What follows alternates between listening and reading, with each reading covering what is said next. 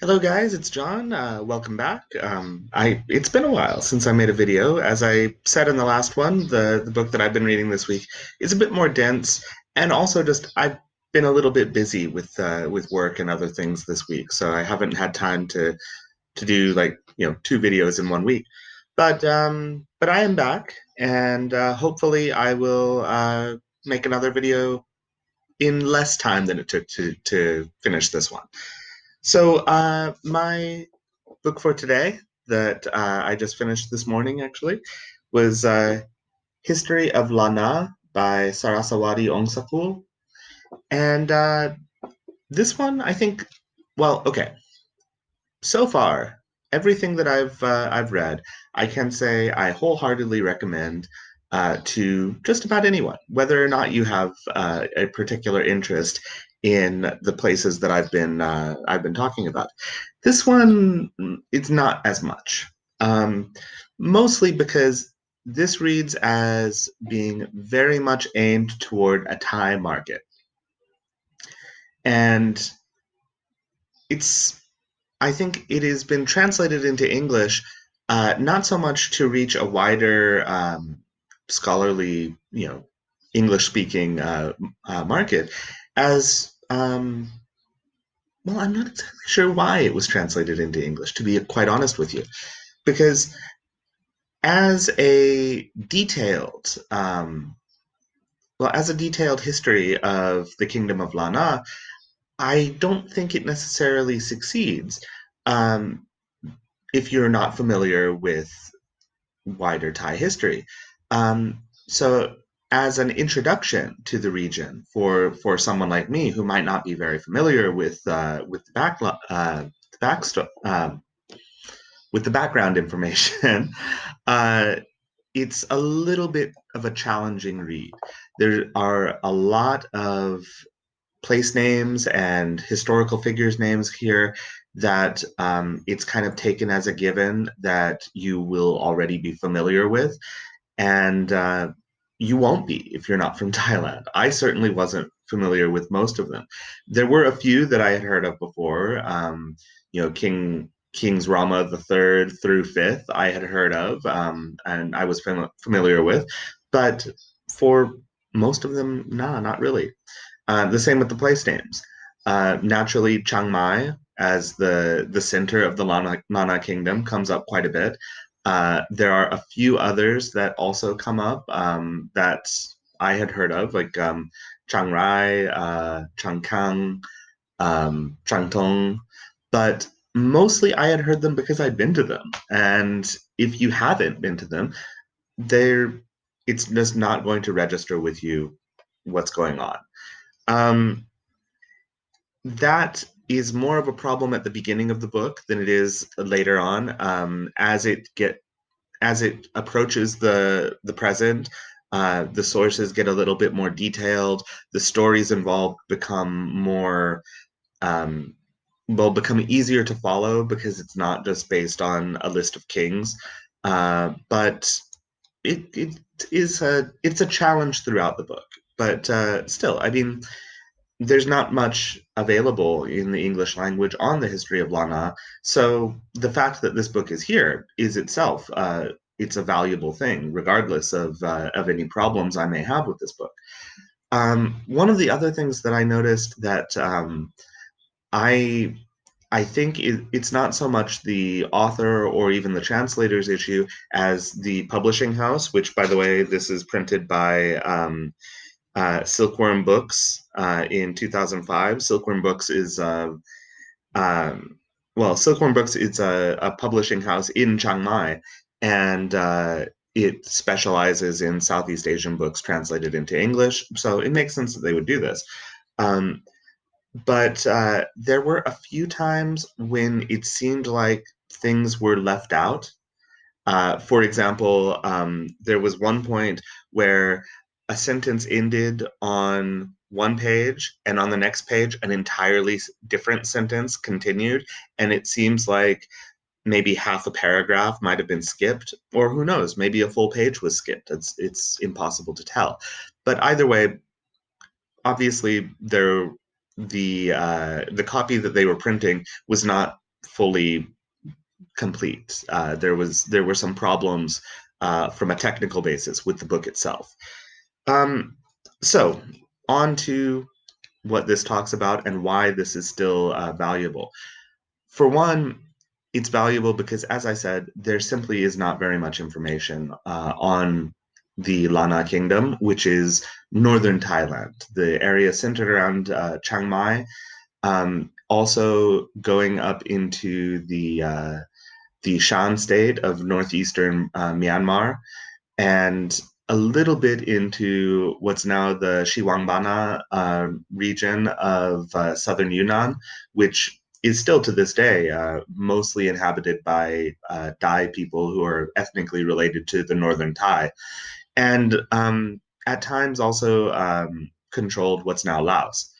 Uh, Actually, that's one of the interesting things about this book is when it gets into the modern era, when the area around Chiang Mai was fully incorporated into modern Thailand under the absolute monarchy of Rama V, um, they there's a number of sources talking about the differences between the Thais and the Laos, and they don't mean Lao as in people from modern day Laos. They mean Lao as in people from Chiang Mai, which was very interesting to me. I had known before I read the book that there were connections between northern Thailand and Laos, but I hadn't known that it was so much so that there was more of an identification between northern Thailand and Laos than there was between northern Thailand and central and southern Thailand. I thought that was really fascinating.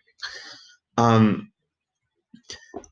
the other thing that this book is really valuable for is that it does provide an English language overview of most of the Northern Thai chronicles, of like the Yonok Chronicle, the Chiang Mai Chronicle, several things like that.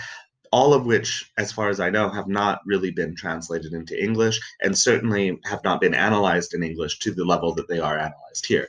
So that in and of itself is a very valuable thing. Um, to give you an idea of how much Thai language material went into this book that simply was not available in English, take a look at the footnotes at the end. We have all of this, and the footnotes and glossary are notable because it's almost entirely in Thai. So this is using primary sources to give us an overview of what is known about the history of Lan Na, which the Lan Na Kingdom was a literate society, but most of the primary sources are palm leaf manuscripts that were stored in Buddhist monasteries, and these palm leaf manuscripts they were not and are not particularly sturdy. So having any kind of record of them uh, is is incredible because they can disappear in the blink of an eye. The other thing that I really appreciated about this, almost more than the text, is the illustrations. Um, the book is lavishly illustrated with these so many old late 19th and early 20th century photos of everyday life in northern Thailand, and they are spectacular. I mean, it's it is it's almost like reading an old National Geographic, if you'll forgive the comparison. I really just after I finished the book, I just went back and pored over every single picture in this, and you know, even if you don't read the book, or even if you pick up the book, get 2 pages in, and realize I don't know who any of these people are, this means nothing to me, I would still recommend it just on the basis of the photographs. They're incredible. Um, so, so I've talked quite a bit so far, but I haven't really gotten into the significance of Lan Na in the history of Southeast Asia and the history of Thailand. And I think that significance comes as a kind of a crossroads area. The Lan Na Kingdom um, in, again, what's now northern Thailand, was variously an independent state controlled by Myanmar, controlled by Ayutthaya, which was the predecessor of modern Thailand, and fought over by the British, fought over by the French. Parts of it were carved off into British Burma and French Indochina, French, which included what's now Laos.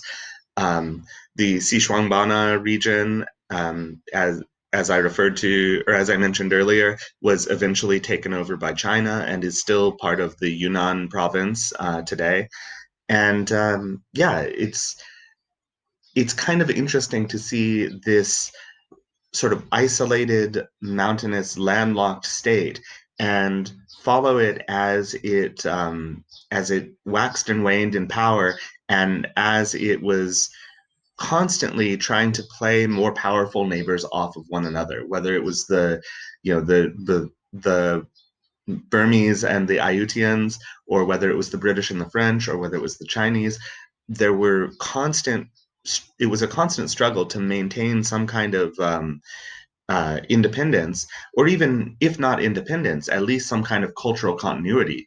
And the fact that they were able to maintain any kind of cultural continuity at all, particularly as they did up until the early 20th century, um, it's kind of an incredible accomplishment. And, that was very impressive.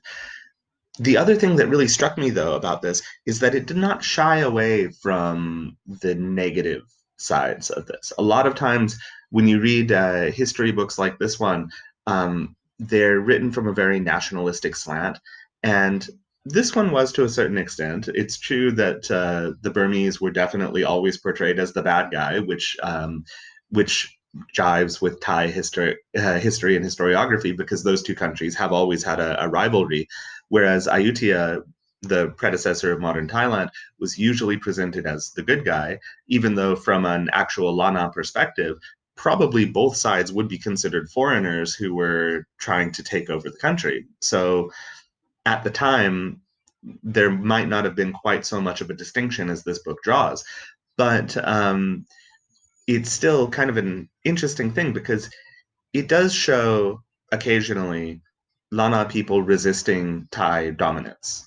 And it does show, both within Thailand and within Lana, the slavery, or the aspects of slavery and forcible resettlement that happened. So even though this is mostly a positive take on Lana and on Lana's incorporation into Thailand, I really appreciate that it doesn't shy away from the negative side of things. So, is this a recommendation? It's hard to say.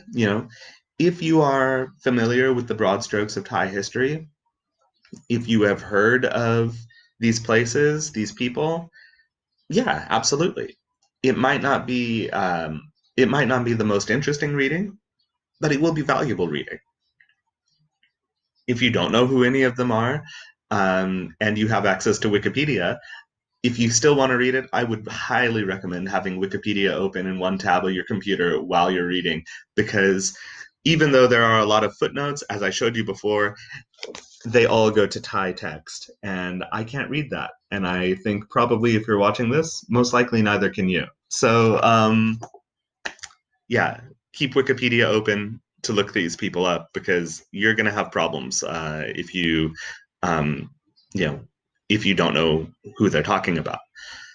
Um, but other than that, I'm glad I read it. I'm glad I have it, and I'm glad that it exists, because there's not much else in English about this region, and we need all the information we can get to really understand the world. So thank you, Sarassawadee Ongsakul, and translator Chitraporn Tanratanakul. And again, I'm sorry if I'm mispronouncing those names, because I don't speak Thai except for Sabadi. So anyway, thank you guys for listening, and have a good afternoon. See you next time.